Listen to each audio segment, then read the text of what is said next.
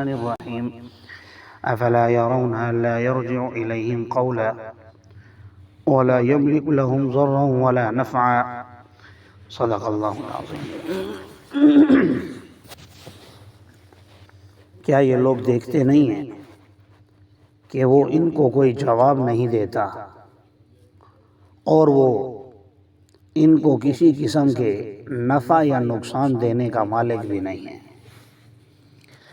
کل کے سبق کا اختتام ہوا تھا اس بچڑے پر جو سامری جادوگر نے بنایا تھا، تو اسی کے حوالے سے اللہ تبارک و تعالی فرما رہے ہیں کہ کیا ان لوگوں کو اتنی بات سمجھ میں نہیں آ رہی کہ وہ انہیں کوئی جواب نہیں دیتا، یعنی کوئی جاندار ہوتا تو کچھ بولتا۔ بات سمجھ رہے ہیں؟ تو لفظی ترجمہ ہے اللہ یرجع الیہم قولا، کہ نہیں لوٹاتا ان کی طرف کوئی بات۔ تو لوٹانے کا ایک مطلب کہ انہیں کوئی جواب نہیں دیتا، اور جسے بڑا مانا جاتا ہے تو اس لیے کہ وہ نفع نقصان کا مالک ہے۔ ظاہر ہے آپ کو اس سے امید بھی ہوتی ہے کہ میرا فائدہ ہوگا، اور آپ کو ڈر بھی ہوتا ہے کہ اگر نہیں مانا تو نقصان ہوگا، تو اس لیے آپ کسی کو بڑا تسلیم کرتے ہیں نا۔ تو انہوں نے ایک بچڑے کو معبود بنا لیا جو انہیں نہ نفع دے سکتا ہے نہ نقصان، اور اس سے بھی بڑھ کر انہیں کوئی جواب بھی نہیں دے سکتا۔ حالانکہ ان کو پہلے ہارون علیہ السلام نے بھی کہا تھا، اے میری قوم انما فتنتم بہ، اس بچڑے کے ذریعے سے، اس چیز کے ذریعے سے تمہیں آزمایا جا رہا ہے۔ یہ تمہارا رب نہیں ہے، تمہارا رب رحمان ہے، لہٰذا میری اتباع کرو اور میرے حکم کی اطاعت کرو۔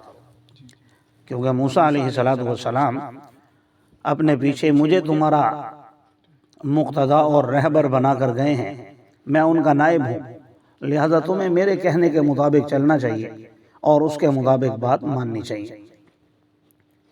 لیکن قوم چونکہ اتنا طویل عرصہ فرعون کی ماتحتی میں رہ چکی تھی، اللہ کے ساتھ شرک کرنا ان کی نس نس میں رچ اور بس گیا تھا۔ یہ تو حضرت موسیٰ علیہ السلام کا جلال اور ان کی پیغمبرانہ سوچ اور ان کا لب و لہجہ، اور ظاہر ایک پیغمبر جہاں ہیں ان کے پھر اثرات، پھر ان کی تعلیمات، بات سمجھ رہے ہیں، پھر ان پر احسانات، ان کو غلامی سے نجات دلانا، من و سلوہ کا اترنا، اور بھی ان پر کئی مصیبتیں آئیں، حضرت موسیٰ علیہ السلام کی دعا سے دور ہو گئیں۔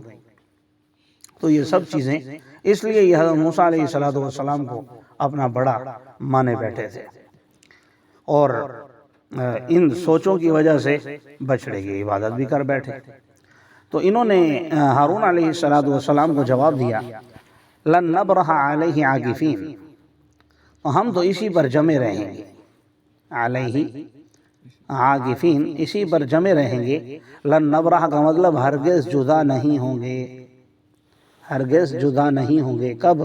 حتی یرجع الینا موسیٰ، حتیٰ کہ موسیٰ علیہ السلام ہماری طرف لوٹ آئے، ان کے آنے تک تو ہم علیہ عاکفین، اسی پر جمے ہوئے ہیں، ہم نے اسے پیچھے نہیں ہٹنا۔ بات سمجھ رہے ہیں؟ گویا دوسرے الفاظ میں آپ یوں کہیں کہ ہارون علیہ السلام کی بات کو انہوں نے رد کر دیا، نہیں مانی بات۔ اب جب حضرت موسیٰ علیہ السلام واپس آئے تو فرمایا، اے ہارون، تجھے کس چیز نے منع کیا تھا، کس چیز نے تجھے روکا تھا جب تو نے ان کو دیکھا کہ وہ گمراہ ہو گئے ہیں؟ کیا تو نے میری اتباع نہیں کی، یا تو نے میرے حکم کی نافرمانی کی؟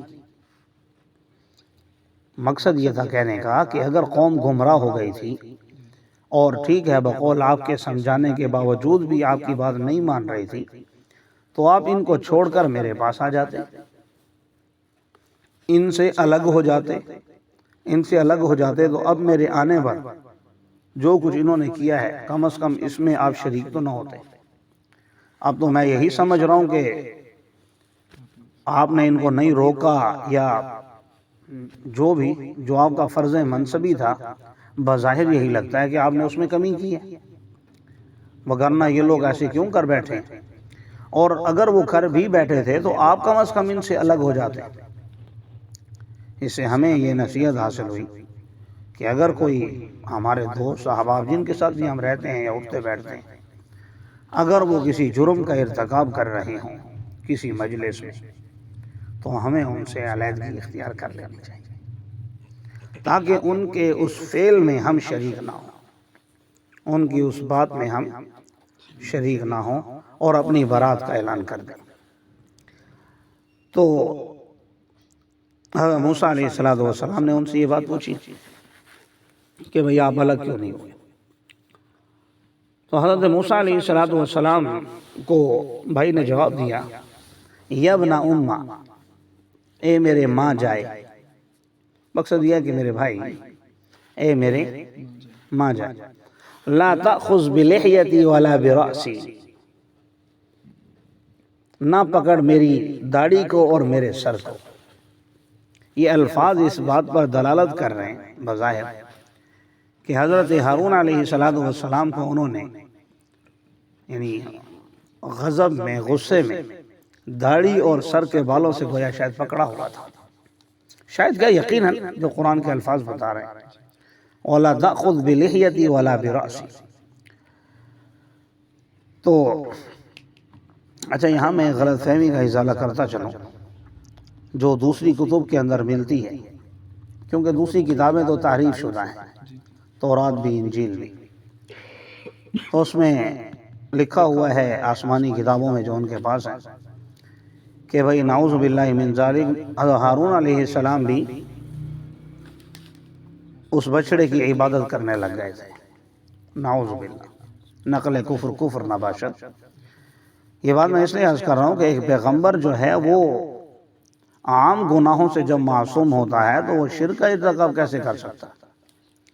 تو قرآن نے یہاں ابھی آگے بھی آپ ترجمہ دیکھیں گے واضح کر دیا ان باتوں سے، ان آیات سے، کہ حضرت ہارون علیہ السلام کا اس سے کوئی لینا دینا نہیں تھا۔ ہاں وہاں موجود تھے، وہ ایک الگ بات ہے۔ تو فرمایا اے میرے ماں جائے، میری داڑھی اور میرے سر کے بال نہ پکڑیے۔ باقی آپ نے کہا کہ آپ میرے پاس کیوں نہیں آ گئے، تو مجھے ڈر تھا اس بات کا کہ آپ کہیں گے فرقت بین بنی اسرائیل، کہ تو نے بنی اسرائیل میں تفرقہ بازی ڈال دی، یعنی میں جب وہاں تھا تو سب ایک ہی بات پر تھے، لیکن جب میں وہاں سے آیا تو وہ دو فرقوں میں بٹ گئے، بعض آپ کی مان رہے ہیں اور بعض سامری کی مان کر بچڑے کی عبادت کر رہے ہیں۔ تو اور یہ بھی مجھے تھا وَلَمْ تَرْقُبْ قَوْلِي، کہ آپ میری بات کا خیال نہیں کریں گے کہ میں اکیلا اور میرے سامنے پوری قوم، تو آپ کے ذہن میں یہی آئے گا کہ آپ قوم کی بات مانوں یا بھائی کی بات مانوں، تو اس لیے میں نے بات نہیں کی۔ بہرحال جب حضرت موسیٰ علیہ السلام نے بنی اسرائیل کو بھی ڈانٹ لیا، بھائی کو بھی سمجھا لیا بھائی کیا چکر تھا، تو اب جو اصل مجرم تھا اس کی طرف متوجہ ہوئے۔ قال فما خطبک یا سامری، اور کہا اے سامری تیرا کیا حال ہے؟ حال حوال سے پوچھنا، حال حوال مقصود نہیں تھا، مقصد اس کو کچھ بد دعا دینا جو آگے آ رہی ہے، اور اس کو عبرت کا نشان بنانا اور اس کے بنائے ہوئے بچڑے کو ٹھکانے لگانا، یہ اصل مقاصد تھے۔ تو یہاں فما خطبک یا سامری کا مطلب ہوگا آپ کا کیا حال کا مطلب، کیا مقصد، کہ تو نے جو اتنی ایسی بھونڈی حرکت کی ہے، غلط حرکت کی ہے، پوری قوم کے سامنے ایک بچڑے کو معبود بنا کے پیش کر دیا کہ یہ رب ہے، آپ کا اس سے کیا مقصد ہے؟ اچھا یہ سامری تھا کون، یہ کہاں سے آیا تھا؟ نہیں منافق تو تھا۔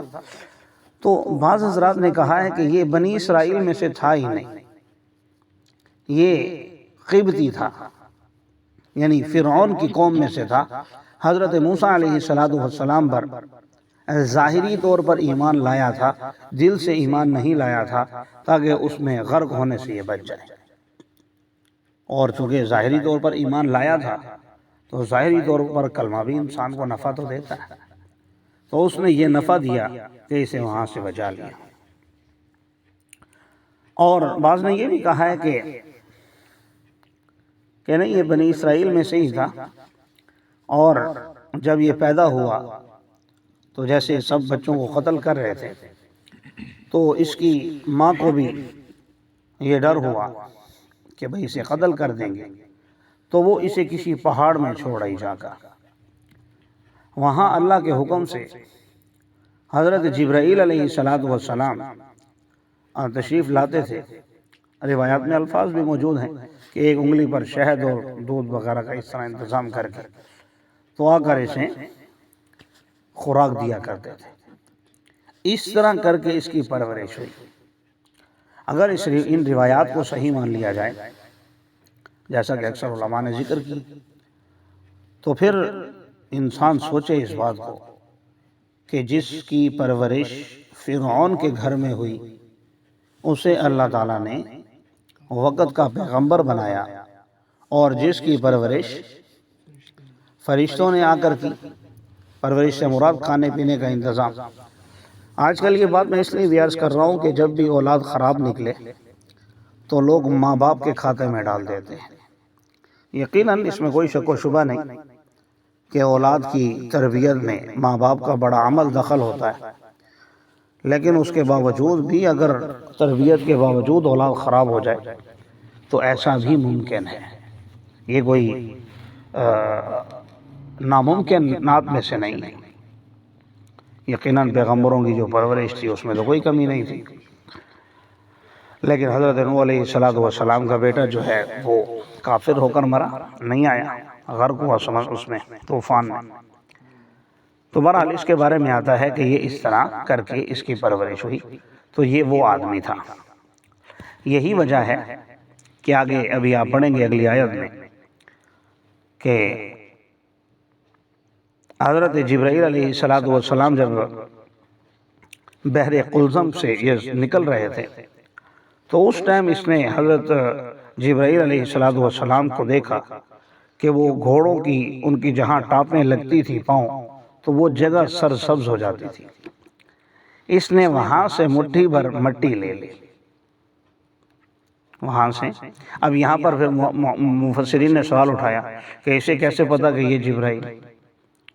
تو اس نے کہا کہ بھئی یہی کہ بچپن سے تو وہ ان کی پرورش کر رہے تھے، تو یہ جانتا تھا کہ حضرت جبرائیل علیہ السلام انسانی شکل میں آتے ہیں تو کس شکل میں آتے ہیں۔ اور بعض نے یہ بھی کہا کہ اگر یہ وہ بچہ نبی ہو تو بھی اس نے جب وہاں سے سرسبزہ دیکھا جہاں اس گھوڑے کے پاؤں لگتے تھے تو اسی سے اس نے اندازہ لگا لیا ہوگا کہ یہ حضرت جبرائیل علیہ السلام ہے۔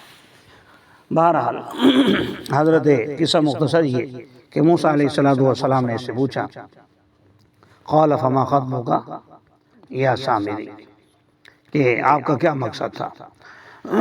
اس نے کہا بصرت بما لم یبصر، جو کچھ میں دیکھتا ہوں یہ لوگ نہیں دیکھ سکتے، وہی جو چیز میں نے دیکھی وہ لوگوں نے نہیں دیکھی، تو میں نے اس سے رسول کے یعنی جبرائیل علیہ السلام کے نشانات قدم میں سے میں نے مٹھی بھر مٹی لے لی اور میں نے اس کو پھینکا، اسی طرح میرے نفس نے مجھے خوش کر دیا، یعنی اس سے مجھے خوشی بھی ہوئی اور اسی سے اس کے اندر آپ نے دیکھ لیا کہ جان پیدا ہو۔ تو فرمایا جاؤ، یقیناً تمہارے لیے دنیاوی زندگی میں یہ سزا ہے کہ تم کہو گے لامساس، مجھے مت چھو، مجھے۔ تو روایات میں آتا ہے کہ یہ جسے کوئی بھی اسے ہاتھ لگاتا تو اسے بھی بخار ہو جاتا، اسے بھی بخار ہو جاتا۔ یہ اللہ تعالیٰ نے حضرت موسیٰ علیہ السلام کی بد دعا کی وجہ سے کہ جو بھی اس کے قریب آتا اس کو ہاتھ لگاتا تو کیا ہو جاتا؟ دونوں کو بخار ہو جاتا۔ تو یہ پھر ہر کسی سے کہتا پھرتا لامساس، لامساس، بھئی مجھے نہیں چھونا، مجھے نہیں چھونا تاکہ میں بیمار نہ ہوں اور آپ بھی بیمار نہ ہوں۔ یقیناً تیرے لیے ایک وعدے کا دن ہے جس سے ہرگز اس کی مخالفت نہیں کی جائے گی، اور دیکھ لو اپنے الہ کی طرف جس پر تم ڈٹے ہوئے تھے، ہم ضرور بضرور اسے جلا دیں گے، پھر ہم اسے سمندر میں، اس کی راکھ کو ہم سمندر میں بہا دیں گے۔ انما الہکم اللہ الذی لا الہ الا ہو، تمہارا الہ وہ ایک اللہ ہے جس کے سوا کوئی معبود برحق نہیں۔ وسع کل شیء علما، اور وہ وسیع ہے ہر چیز کو علم کے اعتبار سے۔ یہاں بھی ایک سوال علماء نے اٹھایا پچھلی آیت میں کہ وہ جو بچڑا تھا جب وہ سونے چاندی سے بنایا ہوا تھا تو وہ تو جلتے ہی نہیں ہیں، ان کی تو راکھ بنتی ہی نہیں ہے، وہ تو پگھل جاتے ہیں۔ تو بعض نے کہا بھئی اللہ تعالیٰ علی کل شیء قدیر ہے، اللہ تعالیٰ نے اسے جلا دیا اور اس کی راکھ بھی بن گئی۔ اور بعض نے یہ کہا کہ بھئی جلانا یہاں مقصود نہیں ہے، جلا تو دیا لیکن یہاں مقصود یہ بتلانا ہے کہ اس کو جلا کر بسم کر کے ختم کر دیا۔ بات سمجھ رہے ہیں؟ آج اگر آپ اس چیز کو دیکھیں، خاص کر ہندوؤں میں یہ تینوں چیزیں موجود ہیں۔ مردوں کو جلانے کی بھی، جلاتے ہیں نا مردوں کو، اسی طرح پھر ان کی راکھ سمندر میں بھی پھینکتے ہیں جی۔ اسی طرح جس طرح بنی اسرائیل نے گائے کی عبادت کی تھی، یہ بھی گائے کی عبادت کرتے ہیں۔ بات سمجھ رہے ہیں؟ اور دونوں چیزیں بہرحال ان لوگوں کے اندر موجود ہیں، گائے کی عبادت کرنا بھی، اور دوسرا مردوں کو جلانا بھی، اور تیسرا راکھ سمندر میں پھینکنا بھی۔ یہ شاید اسی سے ہی آیا ہو، لیکن حضرت موسیٰ علیہ السلام کا مقصد تو عبرت کا نشان بنانا تھا نا ان کو۔